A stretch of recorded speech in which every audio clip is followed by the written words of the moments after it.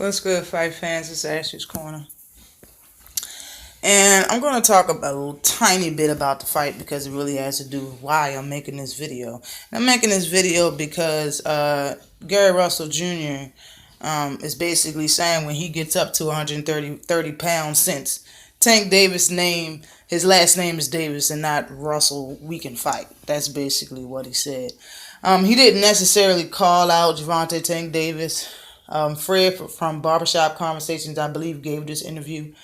And he kind of brought that into the mix because, like I said, Gary Russell had said that he was going to move up to 130. So automatically, you're already thinking him and Tank Davis, which is very understandable. I think it was Fred and not Gary Russell who said it's going to be the king of DC. Gary Russell's from PG County. Technically, it's not DC. And Tank Davis is from Baltimore. Two totally different places. You know what I'm saying? It's not around the corner from each other. If anything, you probably would say the King of Maryland, but you only could ask that question when you get to 130, because him and Tank ain't the only people that's champions in boxing that's from Maryland. Because you have Jared Hurd, which is I think holds 3 belts right now. So I mean, most definitely.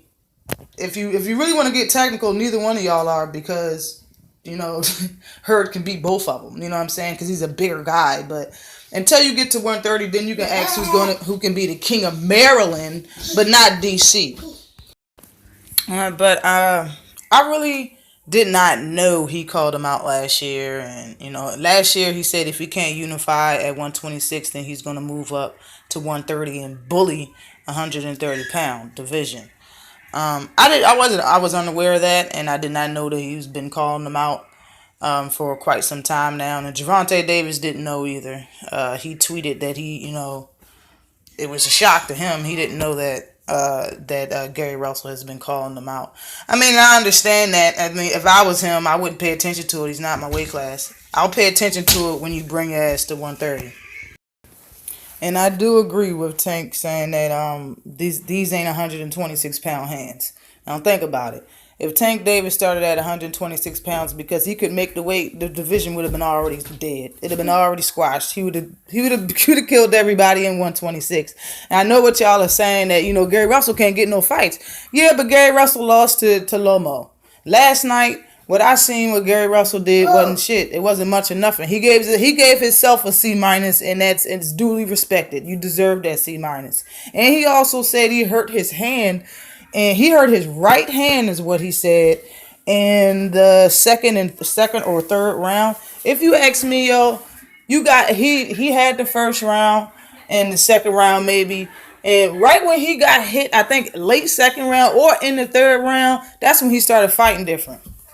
Now, I'm not believing I had a hand injury only because of all of those flurry ass punches. He threw some serious ass 6 or 7 punch combinations later on in the fight that don't look like somebody that hurt his hand.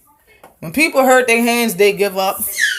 They have given up, or they'll stop using that hand whatsoever, and probably only use it 2 or 3 times throughout a round. I didn't see none of that. None of that happened. I don't believe the cat hurt his hand. He's just making up excuses. He made up hella excuses when he lost to Lomo, and now he's just making up more. Jojo Diaz would have got stopped if Tank was in that ring. And when he said that, you know, I think Fred was like, "So what do you take from Tank Davis?" Meaning, what do you think you can do to win that fight? And he basically said, "I'm gonna make him use his intelligence." Really? That sounds like a shot below the belt, though. You gonna make him use his intelligence? So you mean to tell me the man don't have no ring knowledge? Is that what you're saying? He don't have no boxing IQ? That's bullshit, Gary. I'm mad that you even said that shit, Gary. So the man that always talk about how fast he is and how this he is, you're not going to talk about none of that shit with Tank. You're just going to say, yeah, he has power, he has speed, he has all this, but I'm going to make him use his intelligence. That's not going to make you win the fight, bro. You're about to get your first stoppage if you fight Gervonta Tank Davis. Because if you ask me, Jojo Diaz was hurting your ass. He was hurting you. You look hurt.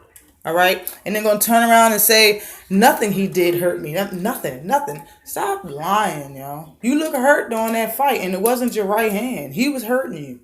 Be honest.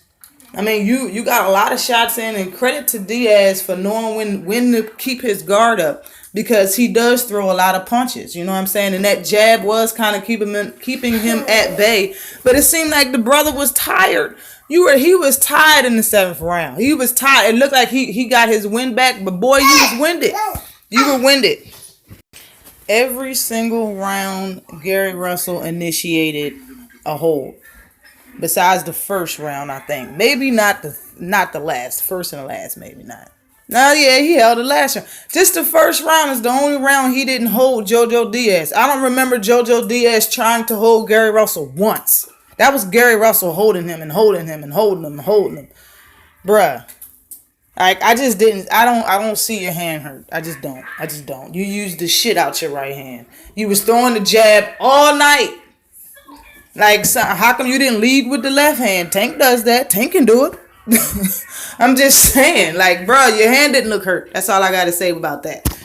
And look at this shit. Look at the stats. Look at the stats. Gary Russell threw 587 jabs. He's a southpaw fighter, so that jab is his right hand, buddy. It's a right hand. 587, yo. And you hurt your hand in the second or third round, cousin? Really? I don't know, man. I can't believe that. I think the man is very big headed. I don't have no big issue with that. But if you big headed and then turn around and just make a bunch of excuses every time you lose or every time a fight go 12 rounds, bruh, nah, I don't believe that, yo. And is it just me? Why did Gary Russell look like he was trying to be sexy? I'm sorry, yo. I'm not saying he ain't sexy, but you're trying to be sexy when you come in that bitch like he was wearing straight boxers with a towel hanging out the front of it and the back of a hand towel. That's exactly what that shit looked like. They didn't look like trunks because he did not have... It looked like he didn't have no gear under them trunks. Like he just had a fucking jock strap and his trunks on. His shit was so low. Every time he got up from in between rounds off the stool, he pulled the shit down even more. I'm like, damn, you put that shit down anymore, we're gonna see his pubes. This man trunk started, I think, 2 inches under his belly button. I've never seen that shit. I mean, when you do see it, you still see the padding under the trunks. This man didn't have no padding on. The body was open all night. And when JoJo Diaz started landing to the body, I seen Gary Russell's feet come off the ground at one point in time when he landed a body shot, bro. He hurt you. Just tell the truth. You came out there he was dressed as a pharaoh, and where's your gear, bro? You didn't have no gear under your trunks. The shit just looked like you could not be hurt by JoJo Diaz. And I don't know, man. It just didn't look right to me. Like you can see look at Diaz trunks all up above his belly button. Like most fighters, not all fighters do it, but most fighters. But damn near every single boxing match I've seen, damn near every single one of them, yo, they have to get, like you see his red trunks and then you see that black outline. That's the pattern for the low blows and all of that other shit. He ain't have none of that. Whatever JoJo hit down there, he caught all of that. Like, brother, he's big-headed as shit. I'm telling you. Gary Russell is so fucking big-headed, man. Talking about the fight. There's levels to this shit. The fight is not going 12 rounds. It's not going to distance. Definitely did go to distance. It definitely did. Definitely. And it was a competitive fight. It wasn't no one-sided victory. Not in my eyes. It wasn't. JoJo Diaz did a good job. Okay, and there's the scores right there: 115, 130, 117, 111, 117, 111. You know, but let's check the stats just because he called out Lomo and Tank last year. He already fought Lomo, lost, and it came up with 1,001 excuses. So let's check out the specs on Tank against him. But real quick, yo, what I think you should be doing, Gary, is going after Lomo again. For real. Just go after Lomo again at some type of catch weight shit. You kept saying that you was draining, you had problems making the weight, and all of this other shit. That's the reason why you lost. Meet that man at a catch weight. Gain that weight. Let's do it. Gain the weight. So you can't say that you fucking drained or dehydrated, none of that shit. Just gain the weight. Get a catch weight with Lomo, since you know was saying you'll tear his ass up now and all this other type shit that you said. Go revenge that loss first, bro. I'm not saying you can beat you can beat Lomo, because I don't think you can. But bro, you can't talk all of that shit and just move on from a loss and just talk shit to somebody. Not my book. I don't work like that, bro. Stay in your lane. Stay in 126 pounds. When you get at 130, come up to 130. Then you can say all that shit. But let's do the specs real quick. First, let's start with Diaz, shall we? Diaz was 26-0 until he got his loss now from last night from Gary Russell. So now he's 26-1. He has 14 KOs. He fought for 174 rounds. Knockout rating 52%. He's 25 years old. He's 5'6" with a 64-inch reach. Gary Russell is 29-1, 17 knockouts, 147 rounds, 57 knockout percentage rating, and he's 29 years old, 5'4.5" with a 64-inch reach. Now, when you look at both of their specs, they're similar. Got the same reach, only an inch and a half height difference, only a 4-year difference. Both of them still in their 20s as far as their age. The knockout percentage is around the same. The rounds that they fought is only like a 30 rounds difference. You know what I'm saying? It's all pretty much the same. You know what I'm saying? Both have one loss now. Tank Davis, on the other hand, is 20-0 with 19 KOs. Yeah, he's only had 64 rounds because he knocks people out. His knockout rating is 95%. He's 23 years old, younger than Diaz. He's 5'5.5", taller than them both, and longer reach than them both. Reach is 67.5 inches. Russell is 64 inches, bruh. He got the height, he got the size, he got the size, he got the height, size, reach, power.